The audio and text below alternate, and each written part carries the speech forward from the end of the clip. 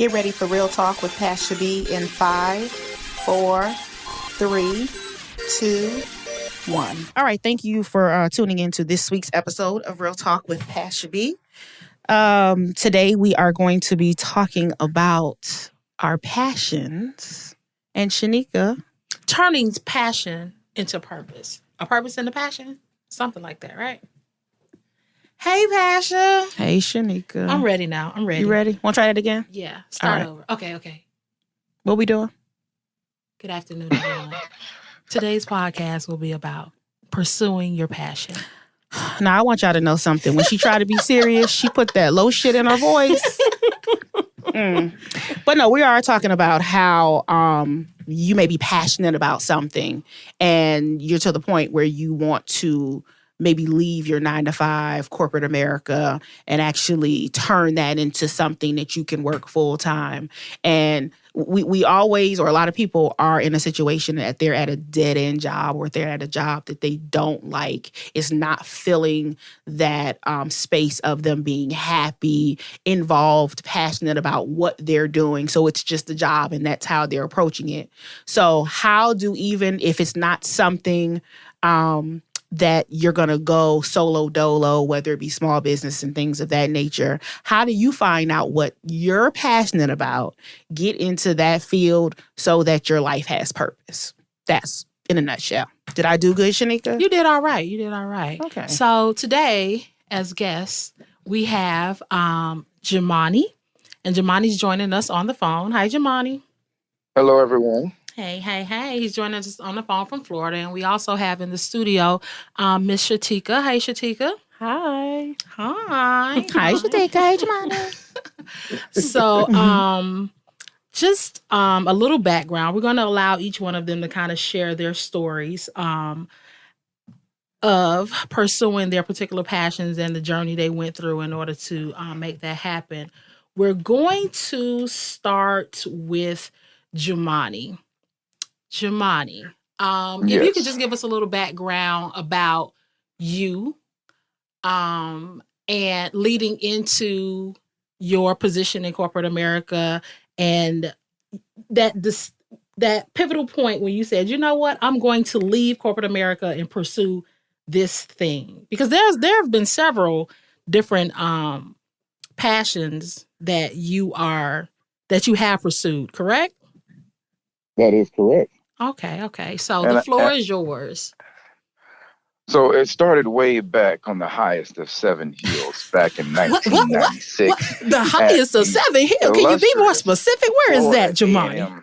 Florida Agricultural and Mechanical University, where I was embarking on my journey to becoming a successful mechanical engineer. And so being at FAMU, I actually, as a part-time job, worked at a local franchise gym along with 2 other jobs while I was pursuing my degree. And so once I graduated, I got my degree and went off to corporate America. I actually started off in Tallahassee for a while, and then I went to the big leagues and moved to Virginia.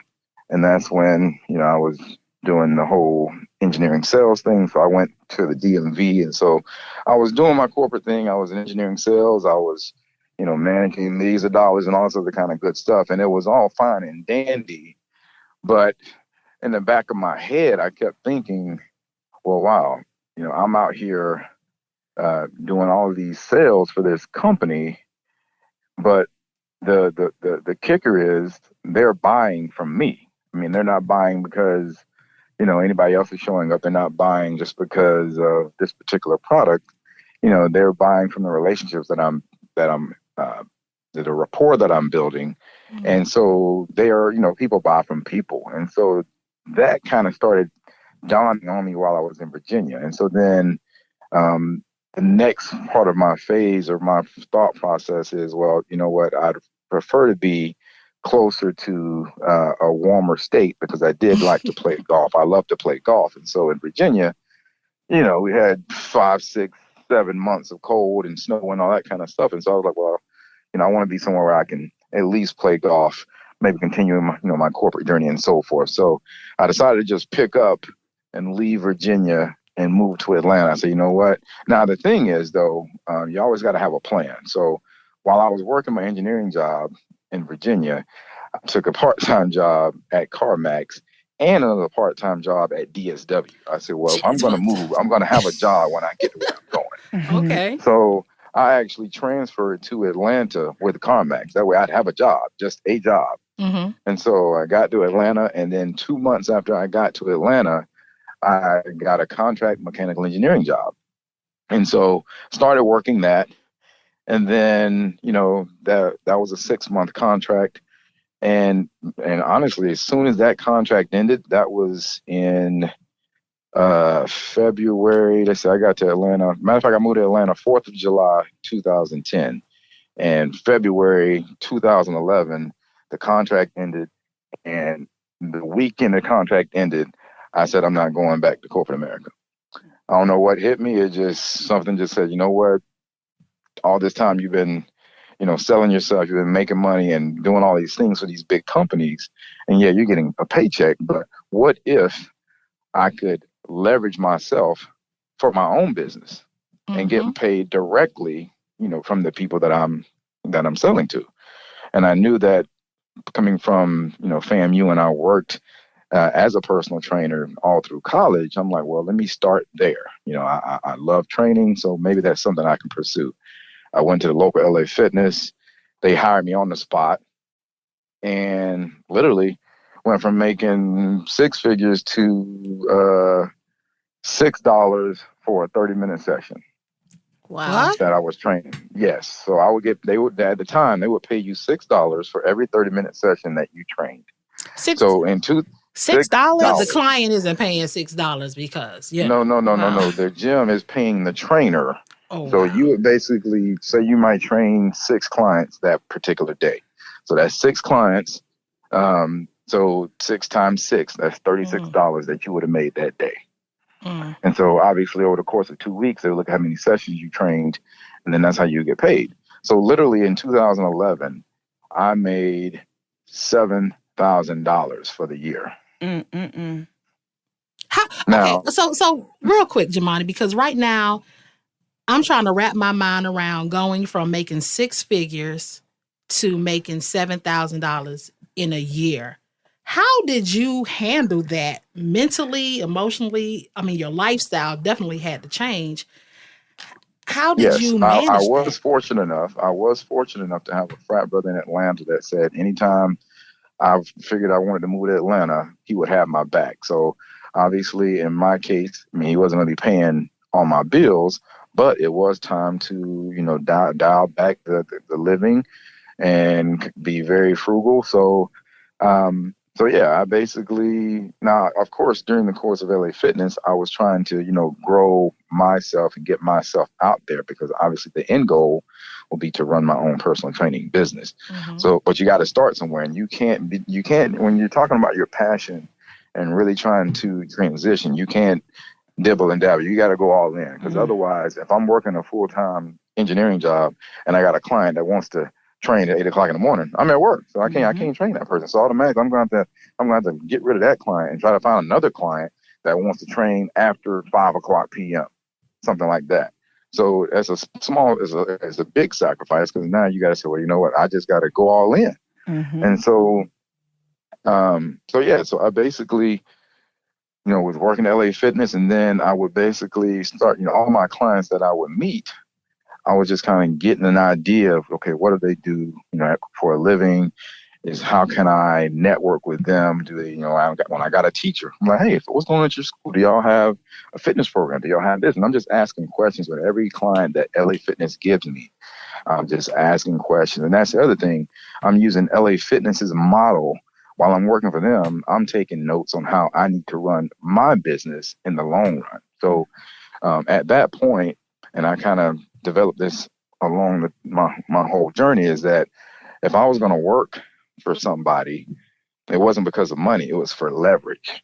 And that is what I started using all of my jobs like. And so with LA Fitness, I worked for them for about 2 years, got me a big amount of contacts. I started volunteering at this particular school that was in the area.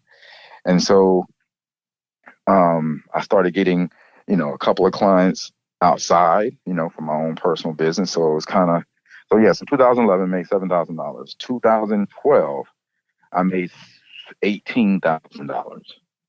Okay. Mm.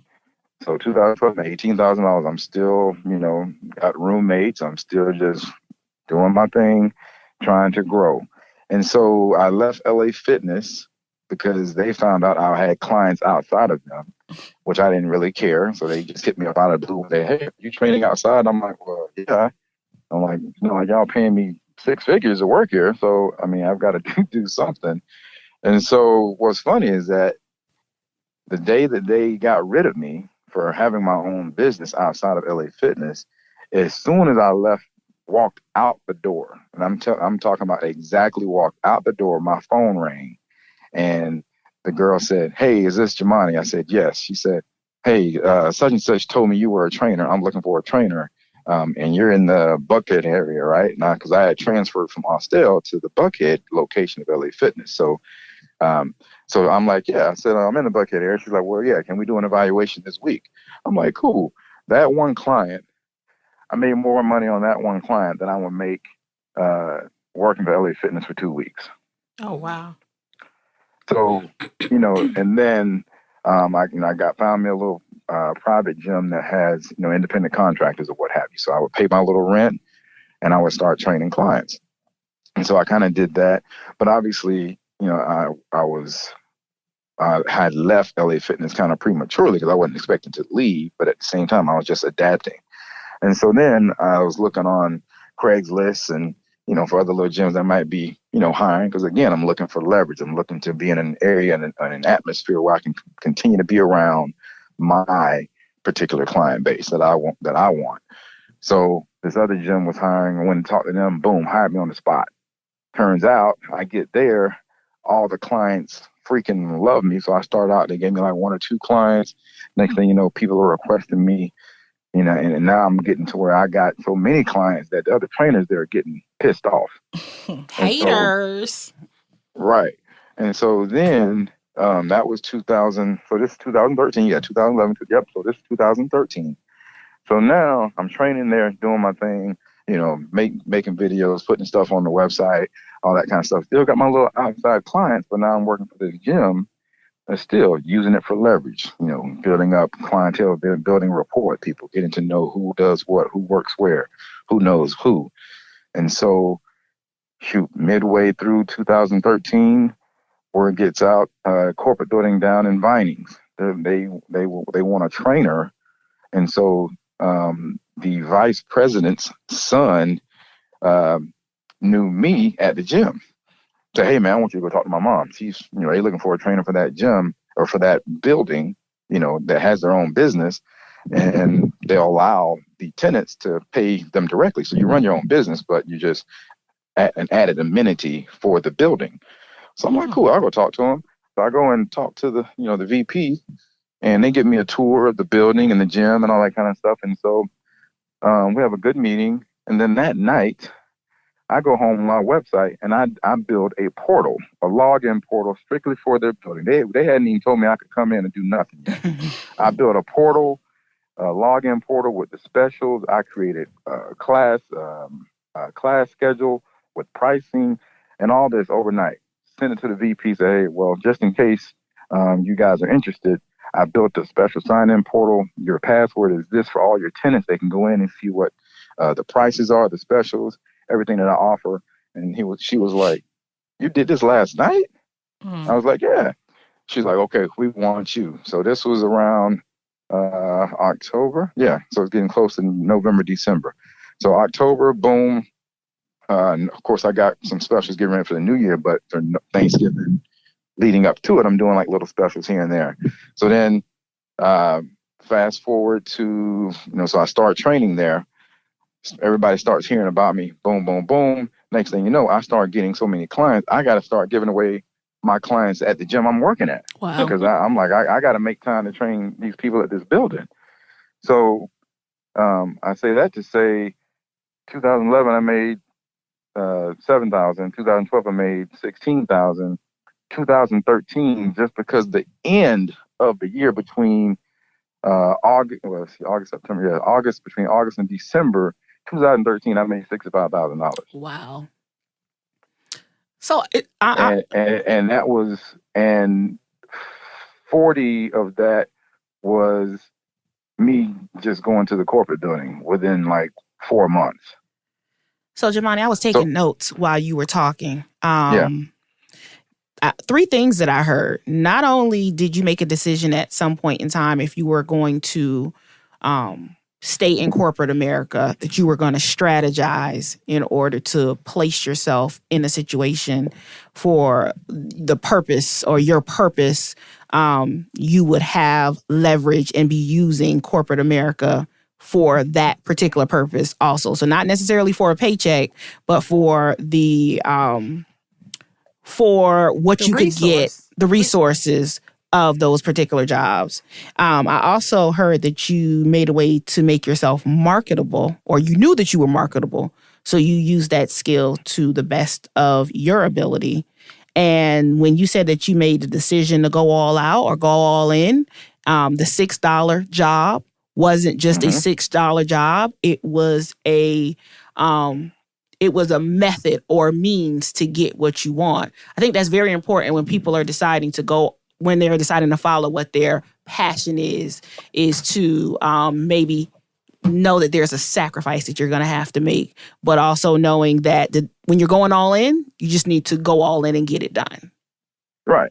Because I mean, the bottom line is your mindset has to totally change. Because if you talk to anybody on the street right now, I don't care if they got a PhD or a doctorate or what have you, more than half, I mean, it's probably way more than that, more than half the people that you speak to are not working in their field that they got their degree in. Correct? Would y'all agree? Mm-hmm. So having said that, if you know that, then why are you so scared to leave this freaking job that you don't like anyway? Because the point is, why not go and try to bet on yourself? And then if it doesn't work out, you can always go get a job doing something not in your field, just like you're doing now. Yeah. And I remember when I spoke to you when you were here, and most people look at making six figures as a successful job. And I had asked you, like you wasn't scared? Like, how can you walk away from that? And one of the things you said that resonated with me was, if it doesn't work out, I can always go back. Basically, I mean, once you have your education, you got it. Your education is yours for life. Mm-hmm. So at that point, you just need to obviously freshen up your skills or whatever you got to do. But the point is, you got the education. You have the building block to go do what you want to do when you want to do it. Mm-hmm. So don't get caught up in being, the puppet for corporate America, because at any given moment, we've all been there. You've been laid off. You've been fired just because, whatever the case may be. And then now you're back on the street looking for another job. So why not give yourself a little bit of peace of mind? And so, let me bet on myself for a little while. Let me get a job. If even when I moved to Florida, my whole process was get me a rinky-dink job at a golf course, which I did. And it happens to be one of the premier golf courses in Orlando. Professional women golfers practice here. And so my thought process was get a job and then start networking from the inside out. And that's what I did here. Next thing you know, one second. So next thing you know, I get out of here real quick. Right back, okay? And 2 months. I'm here 2 months, and I'm just networking. I'm just letting people know, because all I do is I clean carts and I get the carts ready for the members and so forth. Job pays $10 an hour, pennies, whatever. So, but I'm not here for money. I'm here for leverage. So then I'm here 2 months. I'm lollygagging with the members. They're laughing with me. I'm getting to know everybody. Everybody knows who I am. I get here in October. Come December, not everybody knows who I am. I start dibbling dabbling, saying, "Hey, this is what I do. These are the things. These are my services." And this is kind of, especially when you're talking about golf. I do golf performance training. So then I start giving like little tidbits on the range, little advice, little this, little that. Now, all I need is one client. So then I end up getting one client to try me out. Next thing you know, she starts spreading the word. So then December, I have 0 clientele. Come January 7th, I got 7 clients.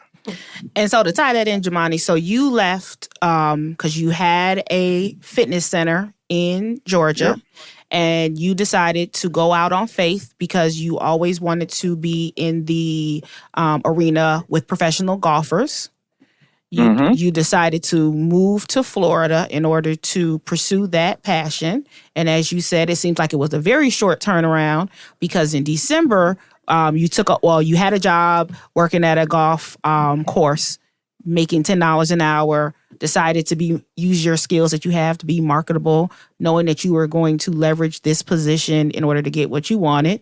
Now you have clients. But I want to know, you speak with no fear, right? You made all these decisions and you don't sound like you really were fearful of anything. So at any point in time, were you scared? Was there the fear of the unknown? And if it was, how did you get past that? I think we all have the fear of the unknown, but I think with me, I have actually learned to welcome it, just like I do. I mean, we all always want to get hyped up over success, but if you, and deep down though, fear is your actually driving point, because when you got all your thing like that, you have no worries, so you're not really trying to grind. You might go to work, but you're gonna be putting in 150%. You got a job, you good, everything's cool. But when you put yourself out there and you don't know what's going to happen next, you don't know how you're going to get your next paycheck, then your thought process is, well, it's fight or flight. I got to survive. So you use fear as motivation. Exactly. I don't care who's out here. No, I'm actually around freaking millionaires every day, but that doesn't deter me. I'm still going to talk to them just like I talk to them. We all know how to speak, properly. But, I just speak to them and continue on with, my end goal. And that's to grow my business. And so what better way to grow a business when you have your clientele looking at you and talking to you every single day? And this is, me making $10 an hour is a small price to pay if I can make 200,000 later. Mm-hmm. You know what I'm saying? So, go ahead. What would you say to someone who was kind of stuck on the fence and they knew that they was something that they actually wanted to do that was outside of the corporate norm, and they wanted to go down that lane of exploring what their purpose is and actually making a living out of that? What words would you give someone if they were in that predicament? I would say, the least you can do is better. At the very minimum, why not? There's so many things to be scared of, but if you have confidence, in yourself, then why not say, hey, well, let me try. Even if it's say, hey, let me, okay, if you don't want to quit your job, you got to have money coming in, but it's you got to think about it from a strategic standpoint. So if like for me, I want to be around my golfer, so I need to get a job at a golf course. But there's so many other ways to leverage. If you got a company that you want to market to the world, or you want to have clients around the world, then hey, maybe you get a part-time job at an airline. So now you fly for free. Mm-hmm. So and that will be your leverage. So now you ain't got to worry paying for the flights, and then now you can start marketing your business and including pricing in there for flights that you're not even really paying for. So now you're making a little extra profit on that. So it's so many different ways to do it.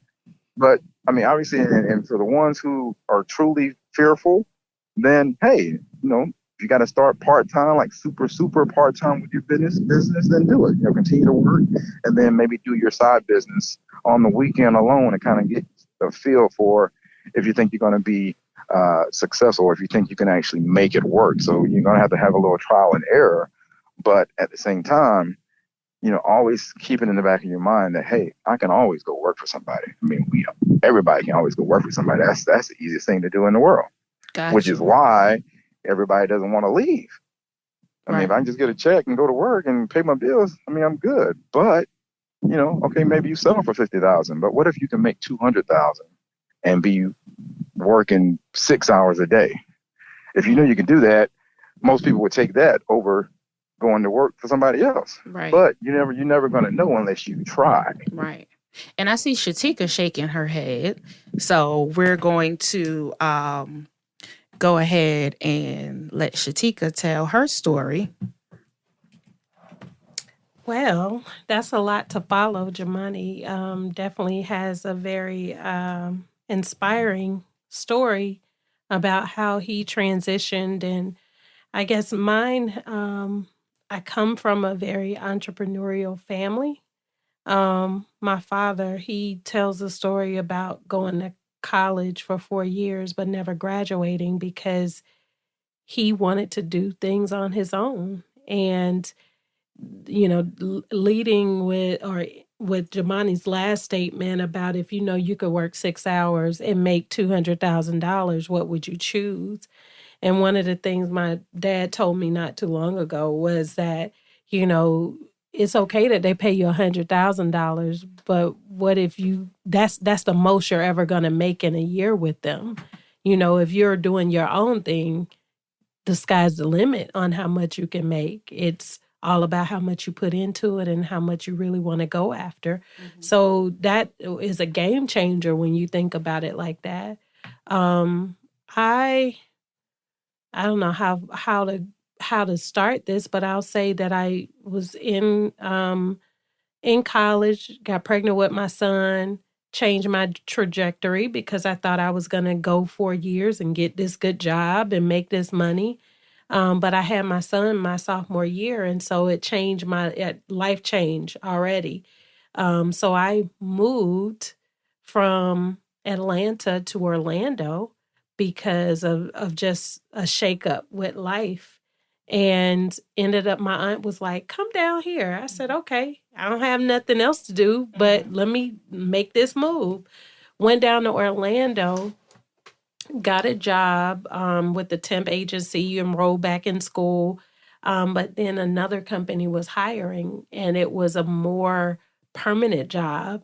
And I remember changing my clothes, putting on a suit in the car on I-4, going to work. On I-4? You on I-4. Putting on a suit.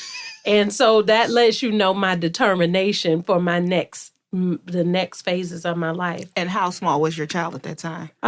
He wasn't a year old then. Mm-hmm. So he was brand new, but I knew I had to take care of him. So it didn't matter about my life at that point. Mm-hmm. I know I still needed to create a better life, so I re-enrolled in school, but my only job was to make money to take care of my child. So I was thinking of ways to make money. So I started with this company that I was with for about 15 years. Great company, great opportunity. I think that was the first challenge of conquering fear for me, because a lot of people don't follow their passion because of fear being the number one thing, right? And resources. There's some other things under that list, but fear is normally big. That first piece, like I can't do this. When I was in Orlando and I took this job, I worked this job, I finished my degree through this job, an opportunity came up one day to take a job in Chicago. At this point, I had never been on a plane in my life. And I said, well, I'll go, because another girl was actually asked about taking the job. And she decided she didn't want the job. And I said, I'll go. I don't know nothing about anything in regards to where I'm going and what is really required of the job, but I knew that I could learn it. And someone had mentioned to me, in order to advance in the company, I needed to be willing to move. Got to be mobile. So you got to be mobile. That's the word, right? So I said, I'm a be mobile. And I took the job. Being in Chicago opened me up to a whole new world of things that I'd never been exposed to. Like I said, I had never been on a plane at that point. So having to fly up there, find a new place, all this relocation stuff was new to me. But at some point I had the opportunity to join an association. And that association needed someone to manage their website. And so I had started working on websites and stuff. I met a guy that could build websites. He had built me one, so I knew a little bit of code. Didn't really know that I had this interest in playing around with technology as much as I did, but I knew that I had an interest in attention to detail, so building things. If someone needed a resume, I'll help them format their resume, make it look pretty. I remember living in Orlando and doing a menu for someone who had a restaurant. They needed a menu. I'm like, okay, I can design that for you. So I'm already doing these design things, but not really getting paid for it, but I like it. Mm-hmm. So what do you do for free, right? Mm-hmm. The passionate thing about you is that thing you'll do for free. So this association in Chicago had a web designer dropped off the face of the earth. And I said, I'll take it over and I'll help manage it. And he would pop in and out, but we couldn't keep up with him. I ended up moving to back to Atlanta, still with my job. And the association called me up one day and said, hey, can we pay you to revise our website? So you were doing it for free before. Doing it for free. Gotcha. And she asked me, hey, can we pay you? How much would you charge? I'm like, let me get back to you. Instantly, I thought about it, took some numbers. That night, I created my company, Lorraine and Associates. What year was that? This was 10 years ago. Wow. And off of that organization, because somebody wanted to pay me. And I'm like, I can use this platform. I had been tinkering with this platform because my cousin started a church and someone built him a site on this platform. So let me look at that. Maybe I can use that to build this website. Use that platform, built the website, got my money. And I'm like, okay, let's get this business rolling because I believe that I can create something off of this.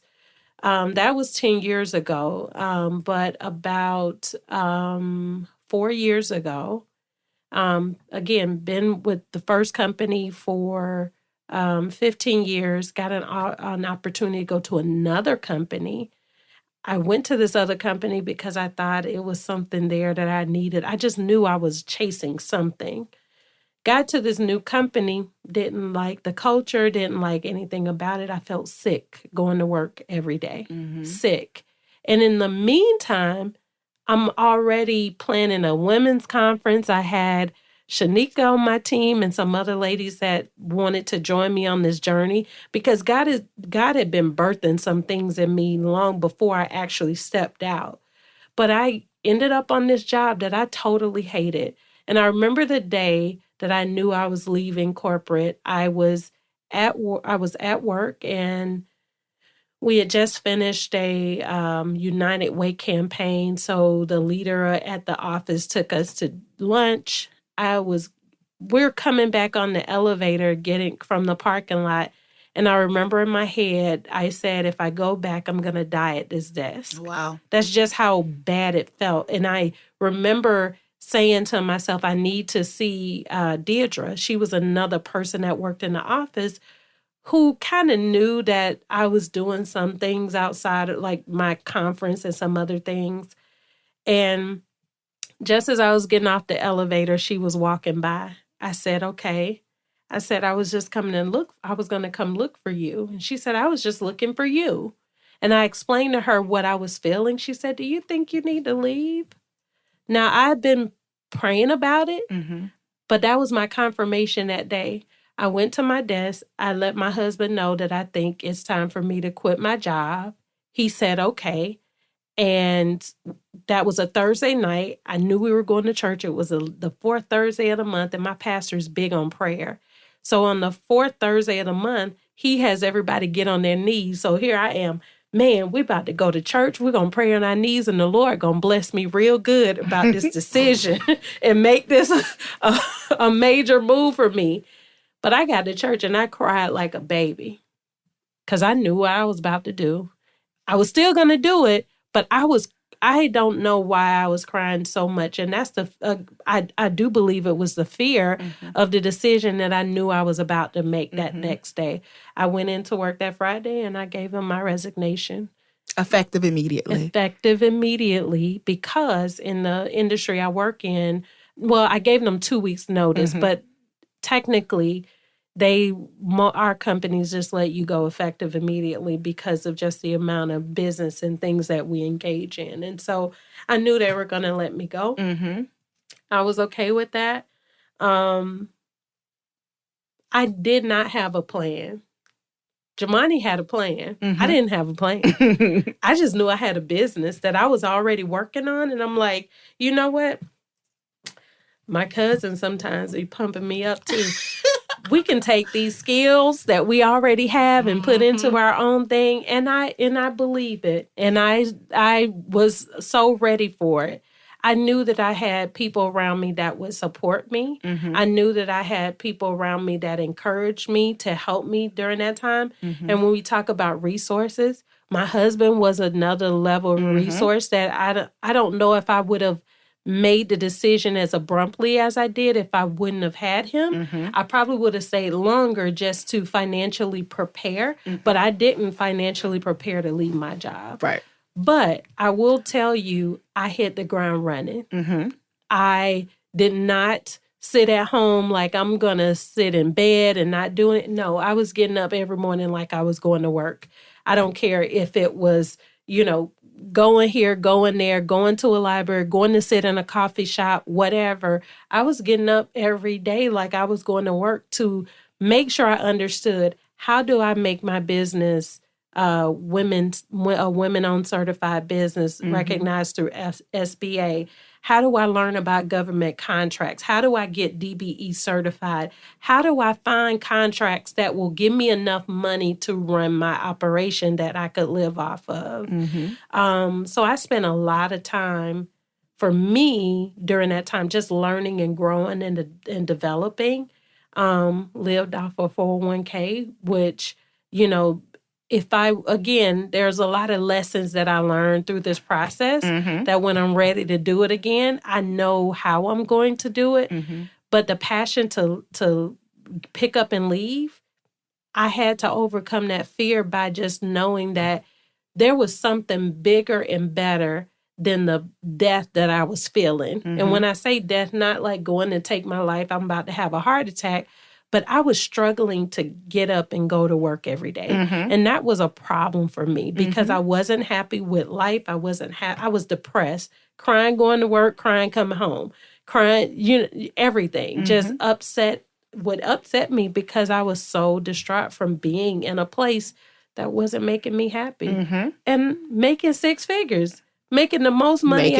Making the money, honey. And I was still depressed. There was not enough vacation time off to help me counter. To recoup.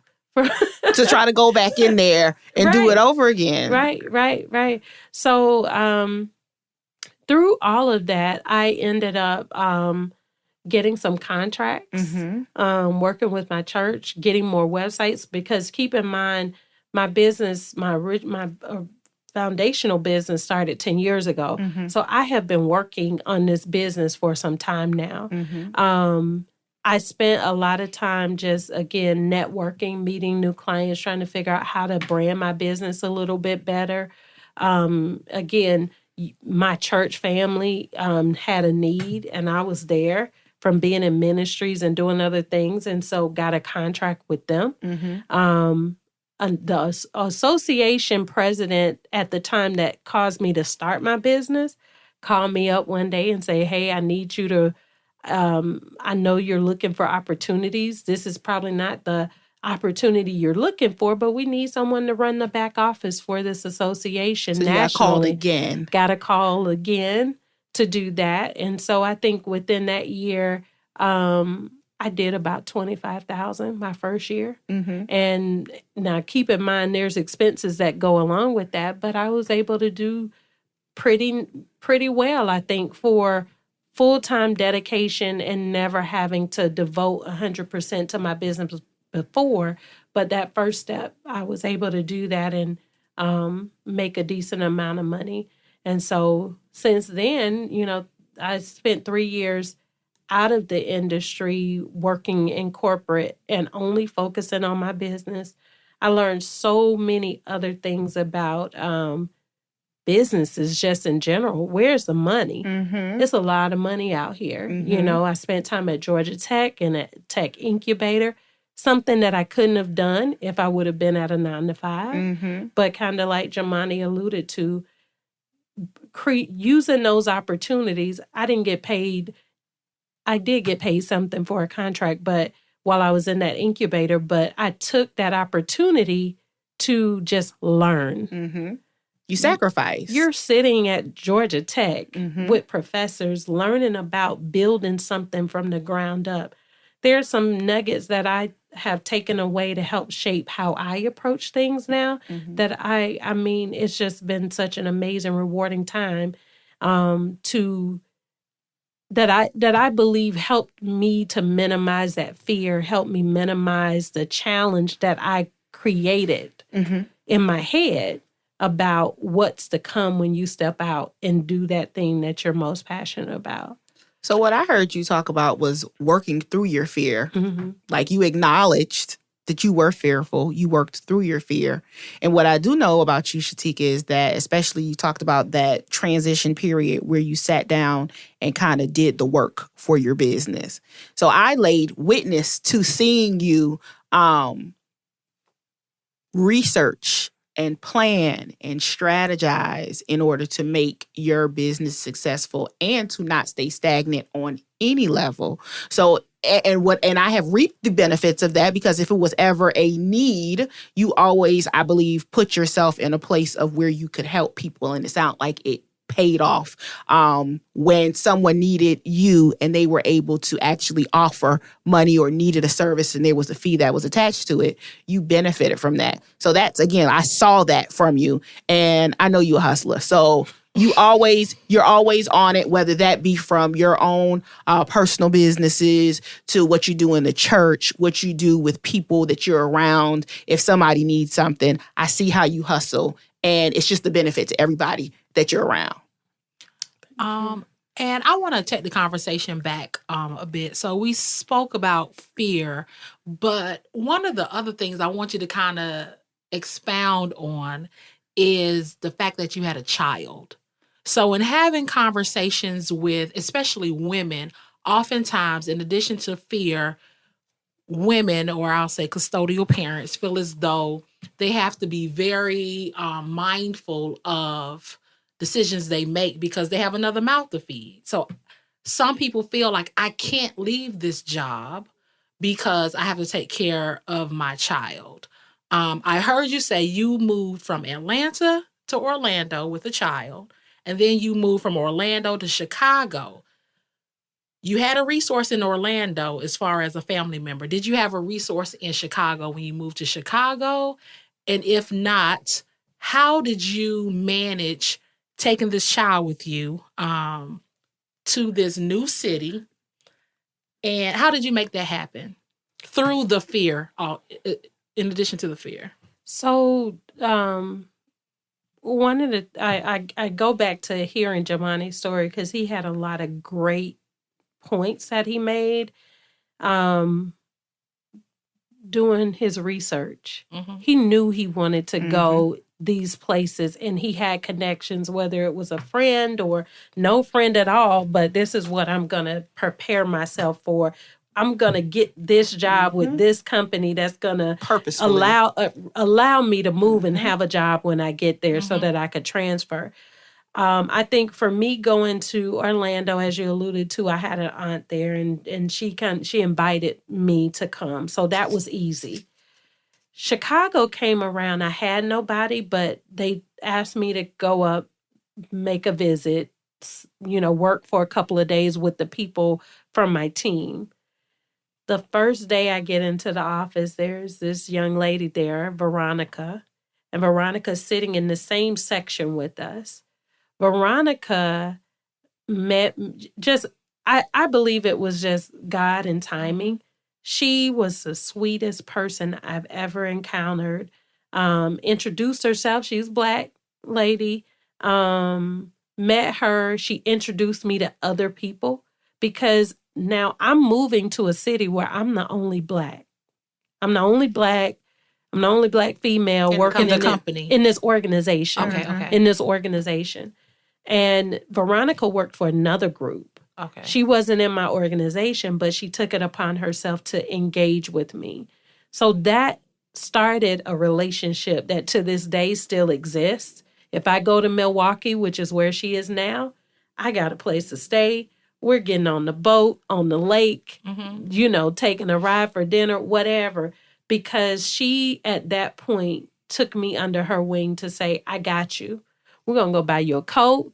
You're looking for a house? Mm-hmm. Me and my husband, we're going to go and scout these places for you. Just send them to me. Didn't know me at all. That made a difference in my life. Mm-hmm. That engagement, talking to people, getting to know people, not being afraid to open up to people. I don't have any family here. Instantly, she felt like it was just something she wanted to do. Mm-hmm. And it made a huge difference in my life. I was lucky enough to have a daycare a block away from the office. So that made it even easier. So me and my son rode in on the train together. I dropped him off and I walked another block to the office. So keeping him close was important to me. Mm-hmm. I was afraid to be in a new city with no family. But and how I knew old was he at the time? he was, I want to say 3 or 4, around 3 or 4. And so we were new to the city, didn't have anyone to look after him, where I had come from this safety net of family being able to drop him off or keep him while I ran and did things. And so eventually I bought a house in a area, a suburb, found a church home, met some people at the church who then became my other extended family. The daycare provider that ended up, keeping Dre all the way up until we left. I mean, she referenced us like, this is my daughter and my grandson. So all of that was just because of God, creating the relationships for us. Mm-hmm. Because there's no way I don't know that I could have did it on my own, Mm-hmm. but I still took the step. I didn't say I'm not doing that because I got a child, or I'm not doing that because I don't know anybody. Mm-hmm. I knew I had a mission, and in order for me to get to where I needed to go, I had to go, whether I knew someone or not. Mm-hmm. And when I tell you it was the best, most enlightening experience of my life, I would never change it. Mm-hmm. Never change it. Yeah, and I think that's something to take into consideration, because oftentimes we don't take the first step. So the fear prevents that first step, which could potentially lead to a life-altering situation for the better. So, yeah, I definitely wanted you to expound on the part as far as you having a child, because a lot of people, in addition to the fear, reference, well, I don't have support. What am I going to do with my child? And they stay in a situation where may not be beneficial for them or their child.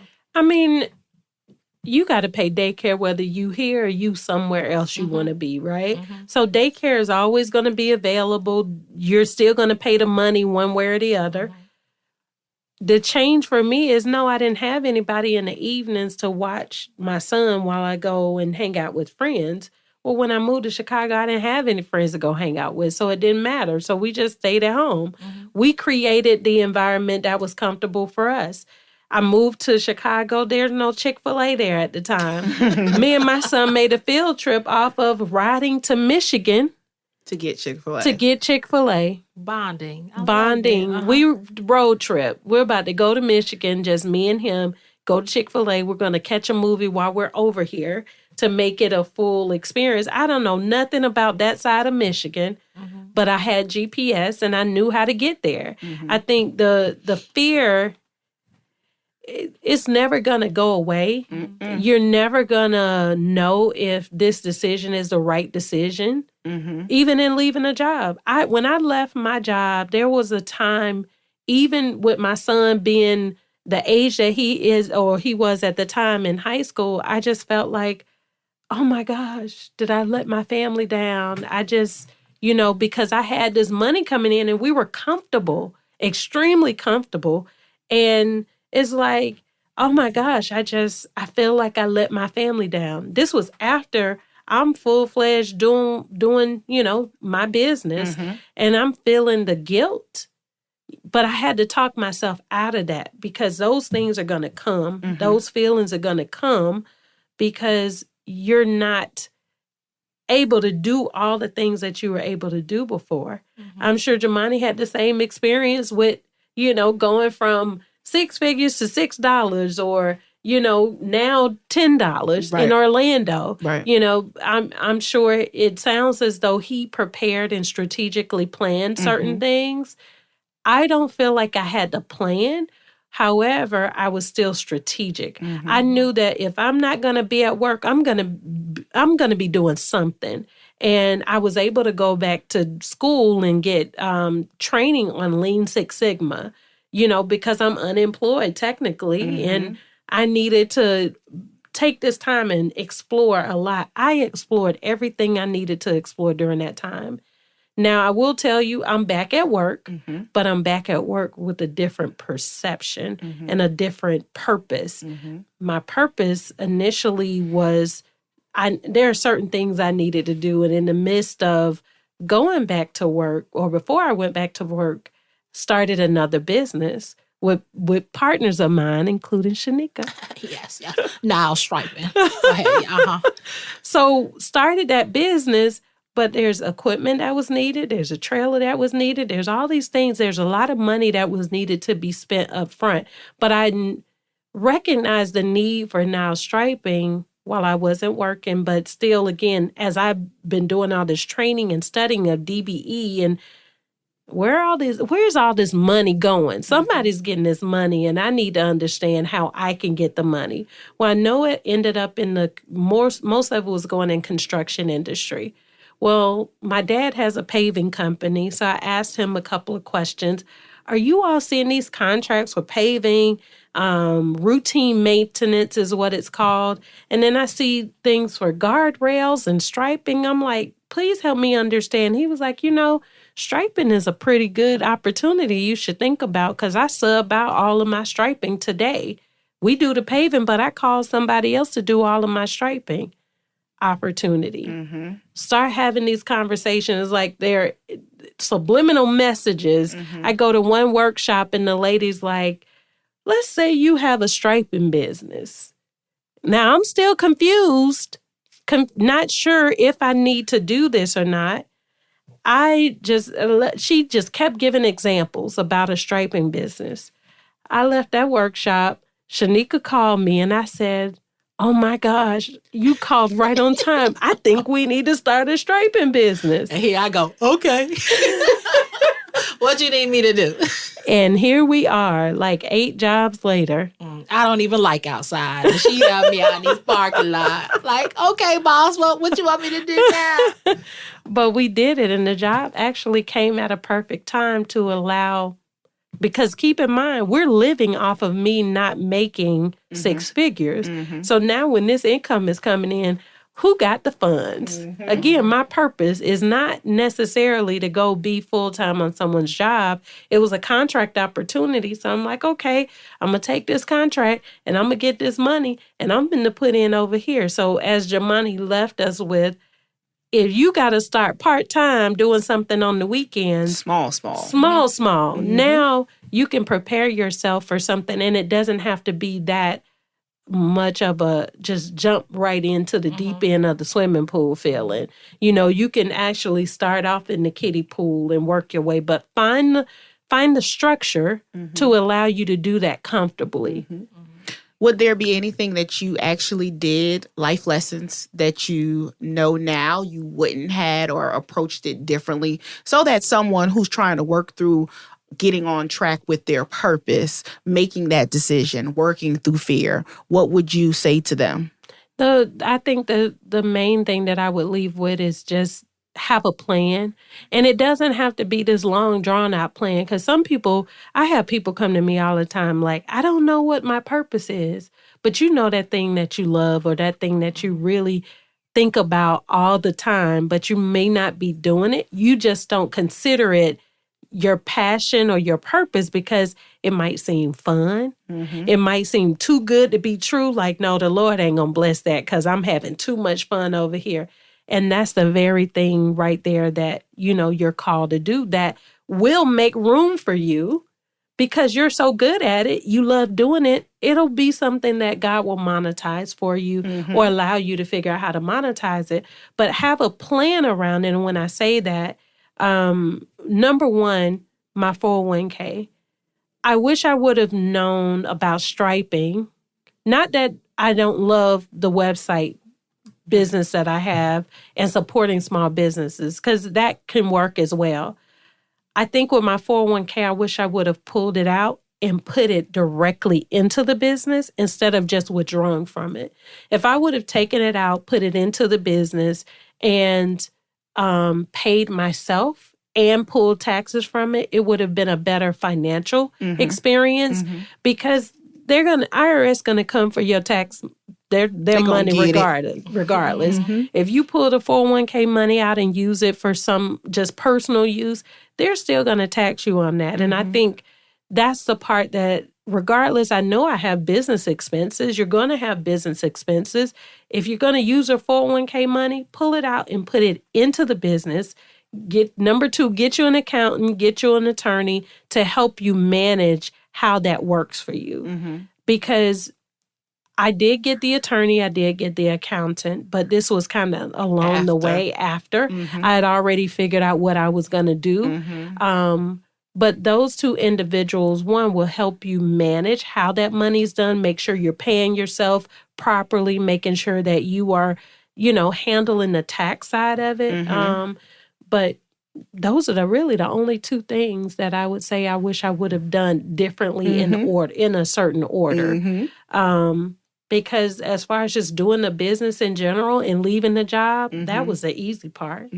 That was the part that I'm like, I was fearful, but I still knew I had to do something. And I think for me, I trusted so many other things. I trust a job who will let me go whenever they feel like it. So at this point, I'm like, I'm trusting God. I'm putting everything out there, and I'm going to keep walking and moving based on what I believe He has promised me. And when I tell you the best 3 years of my life, one, I was able to spend time with my grandmother before she died. I spent almost a month at home. Another friend of the family had passed away too, so I was already down there. I came home one day. I'm like, I guess I need to go home and be with my family. Got home, my grandmother died the next morning. But that time, a job could never pay me enough money to get that time back that I had at home. And so there are so many things that all of this aligned perfectly. Maybe I didn't make the most strategic, right decisions, but I will say this, I did have to accept it's already done. So you can't, like I say, cry over spoiled milk or spilled milk or whatever the saying is. But I had to learn, okay, if I mess up, pick it up and keep going. Don't sit there too long mulling over stuff that is already done. You messed up. You didn't make that right decision. Every day is a new day to do over. So I just take it for what it is. And talking about developing or acknowledging your skill sets, I think that's something that a lot of people don't do. So even if you don't know what your passion or your purpose is, I think what we can do is determine what we don't like, right? And if you understand what your skill sets are, trying to find something that correlates to that. And it doesn't have to be you creating a business. It could be you taking these skill sets and finding a job where your skill set can be used at this particular job, whether that be from a creative perspective, or if you like numbers, or if you like health or things of that nature. Find the job or business or develop your business that aligns with the skill sets that you have or that what you feel most passionate about. Yeah. And that's exactly what I was thinking, because a lot of people that I talk to, they're already doing that thing, or they already have the skill set. So what you stated, Shatakia, and what Jumaane stated also was you recognized the skill set you had, and you used that and said, you know what? If this company can monetize off my skill set, let me monetize off of my skill set. So I know, and I've had this discussion. I think we've all sat around the table. I don't know how many times talking about this. As employees, we go to a job and I'm going to say we're good at what we do, right? Or somebody else's job. And in some cases, in most cases, it's acknowledged. So why not take that same skill set and be strategic and use that, even if you have to start small, to take that same skill set and start your own business? Or if you want to dabble into learning, enhancing that skill set, because that's also what you did. You took advantage of opportunities such as the incubator that you spoke about.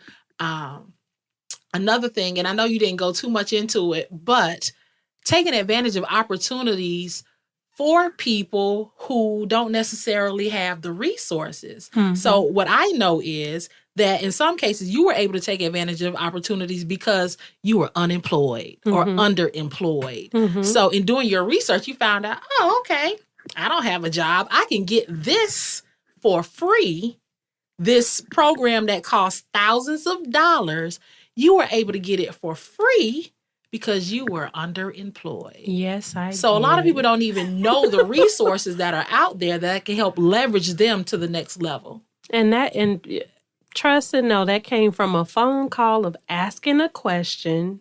I called actually Georgia State and I asked a question. I'm like, I'm thinking about this. I don't have a job, so I'm wondering if there's a scholarship program, blah, blah, blah. And she's like, wait, you said you don't have a job? You call the career workforce Atlanta place, and I can't think of the full name.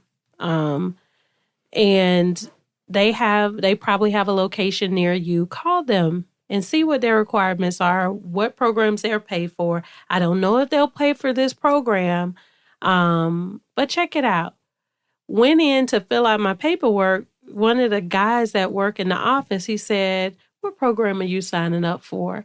And I said, I'm looking into a few, and I mentioned Lean Six Sigma, and he said, you can go to Georgia Tech. Then you're alumni at Georgia Tech. I said, oh, so let me go check Georgia Tech. So learned a whole lot. I can walk anyone through that process. It is a process because they walk you, there are certain steps of accountability that you have to have. If you're a professional, you probably are accountable to somebody and have had to walk through certain steps to maintain your status or whatever. And so same process. So it's not hard. It's just you got to be accountable to the process. Take the workshops, the classes, complete the assignment, complete the work that they ask you to complete, whether it's a meeting or counsel. And did that, went to my classes, amazing opportunities, met amazing people that work for some amazing industries. And so I was just happy to be there. Learning what I've learned for the thousands of dollars that I did not have to pay. Yeah. So even with that, I will also say to kind of research the company that you work for. So if you're currently employed with an organization or a company, a lot of companies offer professional development classes that you can take for free. And I know people who have gone through the process within their company. Now, what I can say is, just based on conversation, is oftentimes you have to seek this out. So this isn't something your organization will just make readily available to you. But it just takes, in some cases, just asking the question and asking the right person about opportunities that's available. And you can get free certifications, free online classes to help you develop that skill set that you can then use to either start your own business or step outside of that company that you may not be satisfied with into another organization with these enhanced skills that you've learned. And the key to what you just said, it's obviously you can't say, I want to go do this to leave the company. Yes. But I think within each of us, there is a key skill set that we have identified in ourselves. And as we go through these annual development plans and annual reviews where your managers are asking, well, do you have anything that you want to work on for the year? A lot of times we're hemming and hawing because we don't want to go through this process, right? But years ago, I was able to change my perception. Again, a lot of what we deal with, from fear to not following our passion to not doing that thing that we love, is because of our perception. I changed my perception to understand that this development plan is about me. I know it's about me. I know they told me, but it's about me, like really about me. And there's a way to tie the thing you love absolutely, to things that are going on within the company. And so even right now, I'm going through a situation currently, but I had to write my personal goals. And I created personal goals for myself that specifically tied to me learning a new application and understanding a new process that I know that I can take anywhere, including any additional certifications or options that you can choose. And so I think if you target those things that you love and try to see how they fit, you might not know today that this fits with the thing that you love. But like Sheneka said, you mentioned, do the research about the company that you might want to go work with or be contracted with through your company someday. Maybe you want to start something and step out on faith, but there's this one thing that you're missing that will elevate you above the next contracted, company that they could choose because you went through this training or you had this level of development or you worked with this company. And so those are great things to kind of think about as you're working on development and trying to feel your way before you take that leap. And to wrap this up, there's a couple of key points between things Sheneka said, you said, Shatakia and Jumaane said. One thing that we didn't talk about was, we talked about surrounding ourselves with people who are maybe like-minded or encourage, but that surrounding yourself with people also should incorporate mentors or people in the field that you either want to get into, whether that be professionally or personally. Sometimes we don't have the ability to have a luxury of saying, I have this resource or having this opportunity. But as you identified, there's sometimes a nexus of something that you can correlate from where you currently are to where you want to go. And the local colleges, community colleges, and things of that nature has courses and skills that you can take that's not that much that can elevate you to that next level. But the last thing is fear, universal to everybody.